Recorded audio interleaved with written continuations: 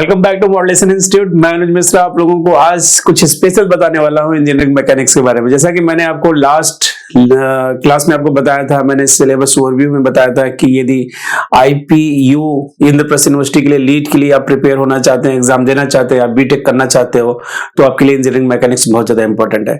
आज की क्लास में मैं आपको ये प्रूफ करके दिखाने वाला हूँ कि इंजीनियरिंग मैकेनिक्स इंपॉर्टेंट क्यों है, इंजीनियरिंग मैकेनिक्स से क्वेश्चंस कितने आते हैं, इंजीनियरिंग मैकेनिक्स से कौन कौन से क्वेश्चंस आते हैं। तो इन सभी क्वेश्चंस का जवाब आपको आज की क्लास में मिल जाएगा। देखिए, मैंने आपको स्क्रीन पे एक पेपर ओपन कर रखा है। ये जो पेपर है ये इंद्रप्रस्थ यूनिवर्सिटी के लिए है। जिसे गुरु गोविंद सिंह इंद्रप्रस्थ यूनिवर्सिटी आप देख रहे होंगे, यहाँ पे लिखा हुआ है। तो यहाँ पे आपने देखा कि सबसे पहला क्वेश्चन जो है, a body moves from rest with a constant acceleration of 5 metre per second, the distance covered in 5 second is most nearly.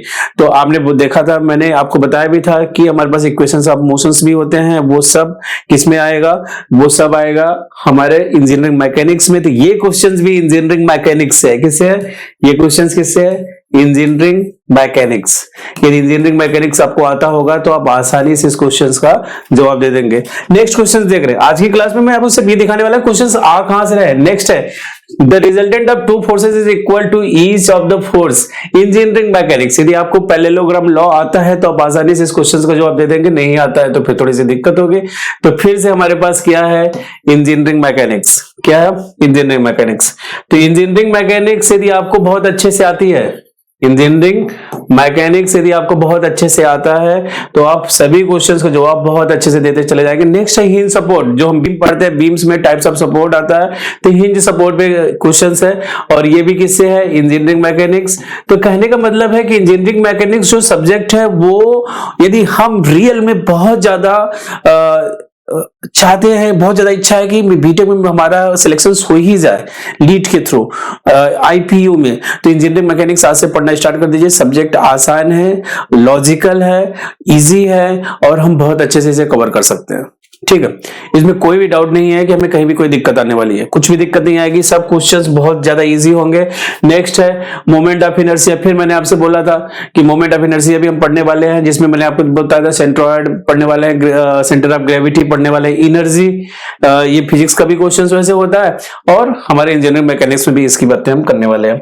Actually में इंजीनियरिंग मैकेनिक्स कुछ डिफरेंट सब्जेक्ट नहीं है। इंजीनियरिंग मैकेनिक्स जो सब्जेक्ट है ना, वो फिजिक्स और मैथमेटिक्स का ही एक्सटेंडेड वर्जन है। फिजिक्स और मैकेनिक्स को मिला के एक नया सब्जेक्ट बन जाता है, फिजिक्स और मैथ को मिला के एक नया सब्जेक्ट बन जाता है, जिसको हम क्या बोलते हैं? Engineering mechanics. नेक्स्ट है, ये भी फिजिक्स का क्वेश्चन मान सकते हैं। चलो मैं फिजिक्स ही मान लेता हूं। ये मोमेंट ऑफ इनर्शिया फिर से क्या हमारे पास क्वेश्चन है? Engineering mechanics. कौन सा सब्जेक्ट है?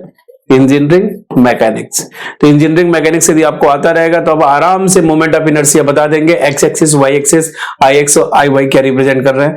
तो ये बहुत ज्यादा ये अच्छा है और सब्जेक्ट और स्कोरिंग भी है। गलत होने के चांस नेग्लिजिबल है। एक बार आपने अच्छे से पढ़ा ना तो गलत होने का चांस ही नहीं है। नेक्स्ट है प्रिंसिपल ऑफ ट्रांसमिसिबिलिटी। मैंने आपको बताया था ना सिलेबस ओवरव्यू में कि लाइन ऑफ एक्शन सेम है। यदि आप एक पॉइंट से दूसरे पॉइंट पे फोर्स को शिफ्ट कर दोगे तो इक्विलिब्रियम में कुछ भी फर्क नहीं पड़ेगा। जैसे हम पतंग उड़ा रहे हैं, फर्स्ट फ्लोर से हम थर्ड फ्लोर पे अपने भाई को बोलते भाई थोड़ी देर पतंग होल्ड करना, तो उसे उड़ाना नहीं आता, लेकिन वो पकड़ के रखा था। लाइन ऑफ एक्शन डिस्टर्ब नहीं हो रही थी, पतंग बिल्कुल कैसे होगी? स्टेबल कंडीशंस में होगी।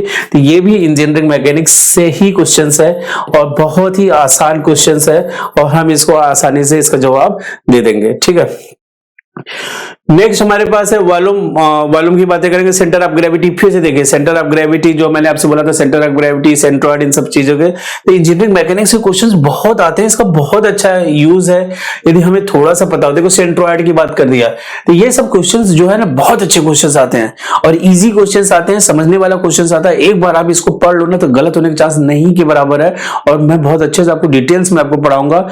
मैं आपको पूरा कंप्लीट थ्योरेटिकल भी पढ़ाऊंगा, ऑब्जेक्टिव भी जो कह सकते हैं MCQ क्वेश्चंस होते हैं उस पर प्रैक्टिस भी कराऊंगा, शॉर्ट नोट्स भी आपको प्रिपेयर करा के देंगे। लास्ट मोमेंट में आपको क्या प्रिपेयर करना है, कैसे क्या करना है, इन सब चीजों की बातें यहाँ पे होने वाली हैं। ठीक है, नेक्स्ट यदि हम बात करें कि टर्म सेंटर ऑफ ग्रेविटी, फिर से वही बात है। Engineering mechanics, mass moment of inertia, engineering mechanics कितने मतलब अच्छे क्वेश्चंस हैं कि कोई बॉडी इक्विलिब्रियम में होगा तो इसका मतलब वो क्या बातें कर रहा है कि उसमें नेट फोर्स क्या होगा, मोमेंट किसी पॉइंट के अबाउट क्या होगा, क्या कंडीशंस मेंटेन होनी चाहिए। तो ये सब चीजें हम डिस्कस करने वाले हैं और बहुत आसानी से हम इनको कंप्लीट करने वाले हैं। अब ये देखिए फ्रिक्शंस की बातें मैंने बताया था, स्टैटिक फ्रिक्शंस और डायनामिक फ्रिक्शंस जो होते हैं, मैंने आपसे बोला था टाइप्स ऑफ फ्रिक्शंस भी हम पढ़ने वाले हैं। टाइप्स ऑफ फ्रिक्शंस में मैंने बोला था स्टैटिक फ्रिक्शंस, लिमिटिंग फ्रिक्शन और डायनामिक फ्रिक्शंस, तो वहां से ये क्वेश्चन बना है।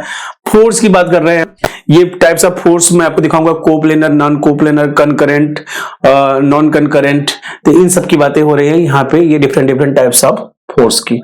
ठीक है, नेक्स्ट यहाँ पे हम देख रहे हैं कि कोई भी हमारा पी एंड क्यू जो है वो किसी सेम स्ट्रेट लाइन में लग रहा है बट अपोजिट डायरेक्शंस में लग रहा है, तो क्या फर्क पड़ेगा, तो वो ऐड होंगे, क्या होंगे, सब्सट्रैक्ट होंगे। ये सब बातें आपको तब समझ में आएंगी जब आप सब्जेक्ट को थोड़ा सा डिटेल में पढ़ेंगे।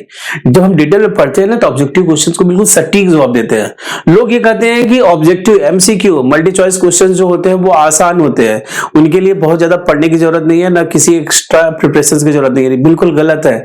एमसीक्यू क्वेश्चन में या तो सही होगा या तो गलत होगा। थ्योरी वाले क्वेश्चन सब्जेक्टिव, आप डिस्क्रिप्टिव पेपर लिखने वाले हैं, आप एग्जाम देने वाले हैं थ्योरेटिकल, या फिर आपका डिस्क्रिप्टिव पेपर है आपका, तो आप कुछ ना कुछ लिखेंगे, स्टेप मार्किंग होगा, लेकिन यहाँ पे या तो सही होगा या तो गलत होगा, और निगेटिव मार्किंग है तो नंबर कम भी होते हैं। तो यहाँ पे आपको सटीक इंफॉर्मेशन, सही जानकारी होना बहुत जरूरी है, उसके लिए आपको क्लास करनी पड़ेगी। ठीक है, नेक्स्ट क्वेश्चंस की बात करें, लॉज ऑफ मोशंस जो है वो, रिकॉइल ऑफ गन, ये न्यूटन के हम थर्ड लॉ पे बात करते हैं, और कंजर्वेशन ऑफ मोमेंटम की भी बात कर सकते हैं। ढेर सारी बातें मैं आपको दिखाऊंगा। फिर से बातें हो गई moment of inertia of circle, इसके सेंट्रॉइड के अबाउट कितना होता है। तो ये सब बहुत अच्छे क्वेश्चंस हैं जिनका बहुत आसानी से हम जवाब दे सकते हैं, लेकिन कब जवाब देंगे, जब हमें अच्छे से आता होगा। तो नहीं आता होगा तो हम जवाब नहीं दे पाएंगे, स्कोर नहीं कर पाएंगे। ठीक है, ये देखिए फिर से क्वेश्चंस हमारे पास, ये कोई इंक्लाइंड प्लेन है, उस इंक्लाइंड प्लेन में मैंने बताया था ना कि मैं फ्रिक्शंस में हम लोग देखने वाले एंगल ऑफ रिपोज भी देखने वाले हैं, फ्रिक्शन एंगल भी देखने वाले हैं, तो उस पर डिपेंड है ये क्वेश्चंस, और आसानी से समझ पे जाएंगे। ठीक है, अब आपको दिख रहा होगा, देखिए अभी तक, अब मैथमेटिक्स का क्वेश्चन शुरू हुआ, लेकिन अभी तक इतनी देर तक आपने देखा कितने ढेर सारे क्वेश्चन किसके थे, सब मैकेनिक्स से पूछे गए थे, और बहुत अच्छा वेटेज है। तो मैं आपसे यही कहूंगा कि यदि आप रियल में बिल्कुल अच्छे से चाहते हो कि आपका पेपर बहुत अच्छे से क्लियर हो जाए, तो आपको इंजीनियरिंग मैकेनिक्स पे बहुत ही स्पेशल अटेंशन देना होगा और बहुत अच्छा स्कोर कर सकते हैं। और मैं तो ये कहूंगा कि आपका एक सीट तो कंफर्म ही है यदि इंजीनियरिंग मैकेनिक्स को आपने अच्छे से ध्यान दिया।